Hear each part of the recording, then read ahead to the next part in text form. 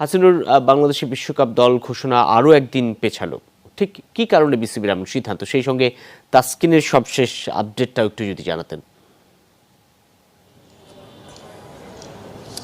আসলে তাসকিনের কারণেই বিসিবির দল ঘোষণাটা একটু পিছিয়েছে। বাংলাদেশ ক্রিকেট বোর্ড তাসকিনের আজকে যে সকালে এমআরআই এবং বাকি রিপোর্টগুলো, স্ক্যানের যে রিপোর্টগুলো পেয়েছে সেগুলো আসলে বিদেশে ডক্টরের কাছে পাঠিয়েছে। আমি যতদূর জানি 2-3 দেশে পাঠানো হয়েছে, তার মধ্যে ইনক্লুডিং ইউএসএতে পাঠানো হয়েছে। তো ইউএসএতে যেহেতু টাইমের ডিফারেন্সটা অনেক বেশি, এখন সেখানে হয়তো রাত, সে কারণে আসলে ওয়েট করতে হচ্ছে। কালকে সকাল নাগাদ একটা বা আজকে রাত নাগাদ রাত 10টা-11টা নাগাদ হয়তো বিসিবি একটা ফিডব্যাক পাবে।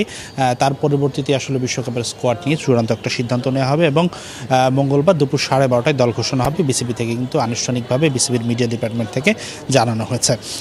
আরেকটি বিষয় যেটা আপনি জানতে চেয়েছিলেন, তাসকিনের ইনজুরির গভীরতা কতটুকু, সেটা তো এক্সপার্টরা ডাক্তার দেখলেই তাদের ওপিনিয়ন দেবে। তবে প্রাথমিক রিপোর্ট থেকে ধারণা করা হচ্ছে যে সাইড স্ট্রেনের তাসকিনের যে ইনজুরিটা খুব গুরুতর নয়, মাঝারি পর্যায়ে হালকা স্ট্রেন আছে, মানে একটু চির ধরেছে, তবে খুব গুরুতর নয়। এই ধরনের ইনজুরি থেকে সুস্থ হতে নর্মালি 2 থেকে 3 সপ্তাহ লাগে বলে ধারণা করা হচ্ছে।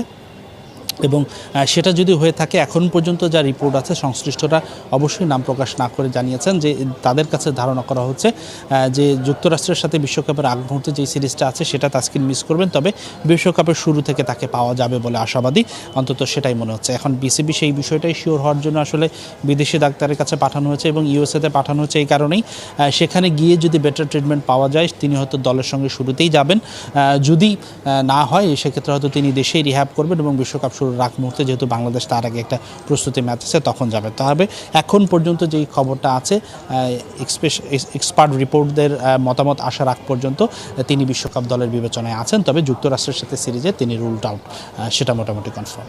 অনেক অনেক ধন্যবাদ সহকর্মী হাসিনুর রহমান।